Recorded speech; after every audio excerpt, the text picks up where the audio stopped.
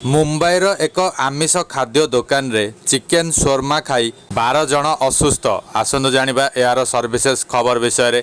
मुंबईर गोरेगांव अंचल रे एक आमिष खाद्य दुकान रे खाद्य खाइबा परे 12 जन असुस्थ होई पड़िचंती। असुस्थ माननकु डाक्तरखाना रे भर्ती करा जायछि। खाद्य रे विषाक्त द्रव्य थिबा संदेह करा जाउछि। एक चिकेन शोरमा दुकान रे चिकेन खाई लोक माने असुस्थ होई पड़िथिबा रविवार नागरिक अधिकारी सूचना दैछंती। तेबे हॉस्पिटल रे भर्ती होइतिबा 12 जन आहतंक मध्यरु 9 जन को डिस्चार्ज करा जायतिबा बेले 3 जन एबे भी असुस्थ अवस्था रे चिकित्सित हेउछंती। शुक्रवार दिन गोरेगांव रो संतोष नगर अंचलर सैटेलाइट टावर रे चिकेन शोरमा खाइबा परे एही घटनाटी घटिथिबा कहिसंती।